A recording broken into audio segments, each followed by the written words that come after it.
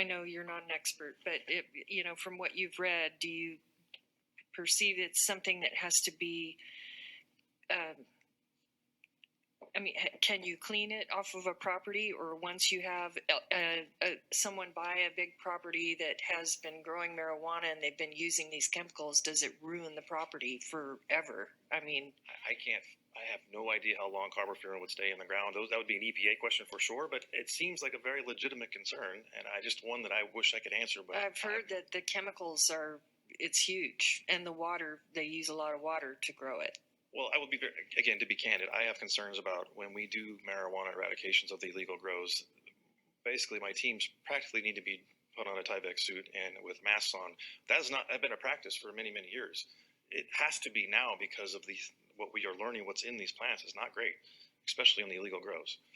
But okay, then my other question is that your area of do you even enforce that, or is it more of an administrative, or who enforces this? Is it our code enforcement or the state, or? It's again, my estimation is that it's going to be a combination. So the DA's office, I've met with Doug Whaley and talked to him about some of this.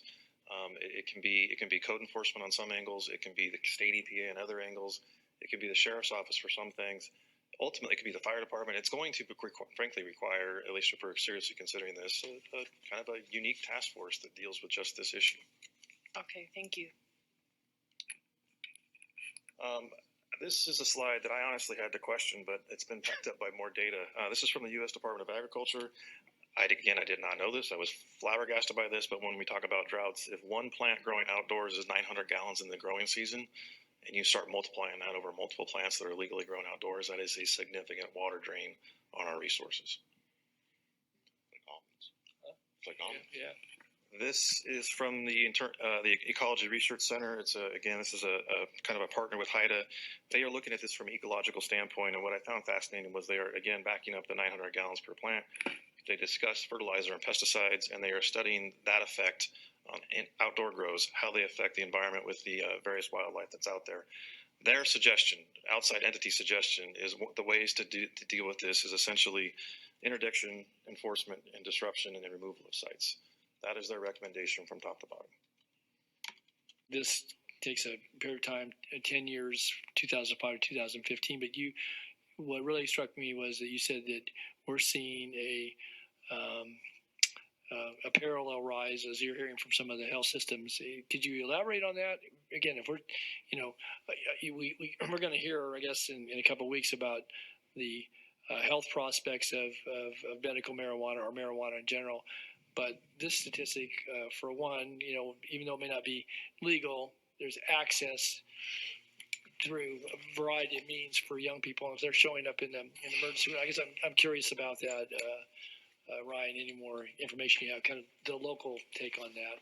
I think that this next slide sort of talks to where some of that might be associated.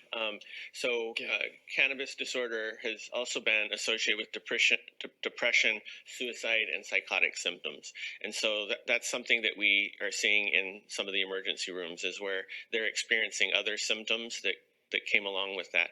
I will,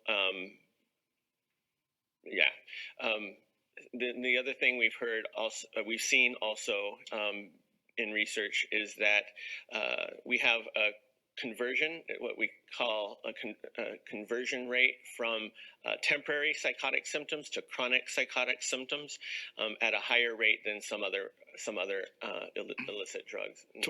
Twice the level of opioids?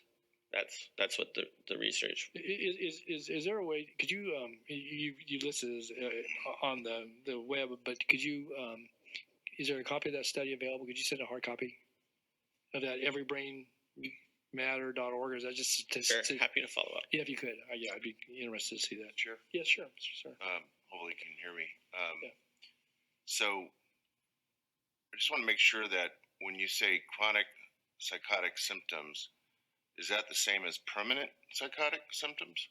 Chronic means long, sustained, over. Right. I don't know about permanent. That would be a difficult one for me to. Okay. I as a non-scientist in this field, I would speculate that amphetamines, especially methamphetamines, have a much more permanent psychotic effect or influence versus cannabis. But I would love to be proven wrong with, the science. Sure. I guess I'm curious too, because we talk about conversion rates, but I don't know what they're, again, not a scientist, but I would be interested in the data because, how big of a group, what sort of grouping you're looking at. You're looking at hundreds versus thousands, thousand versus tens thousands. I mean, I don't know. But I guess I find out it's a little bit startling, I guess, if I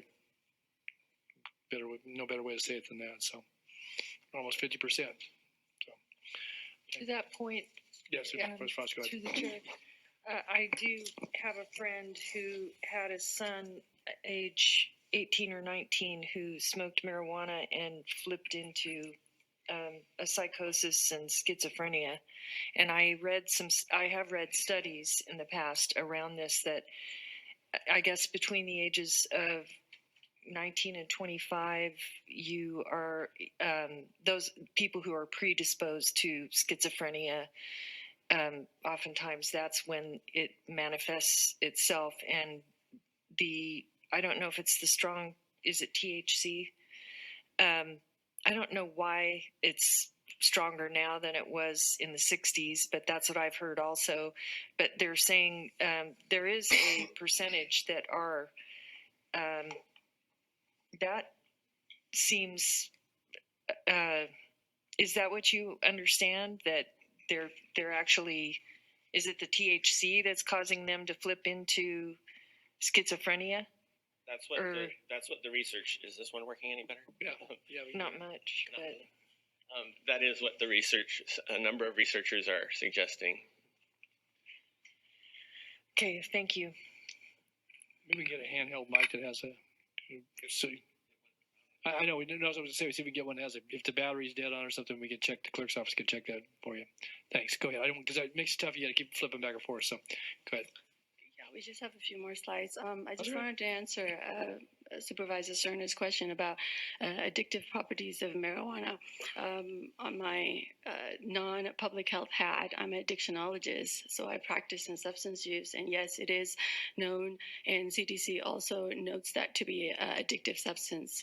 And potential of addiction comes on the amount of use over a span of time. So it depends on both potency, chronicity, and the amount that is used. And also when a person is used at a high, younger age, the addiction potential is higher. Thank you. That's good to know. I'm speaking to the right person. Is there a difference though between physical addiction and psychological addiction? In concept of addiction, it's actually a combination. If a person is addicted to a substance, it's both physiological and behavior. So in any type of substances, including cannabis, opiates, it is when you're treating, you have to treat both.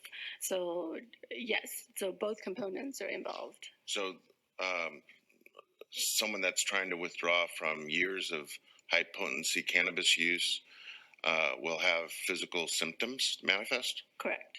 Okay.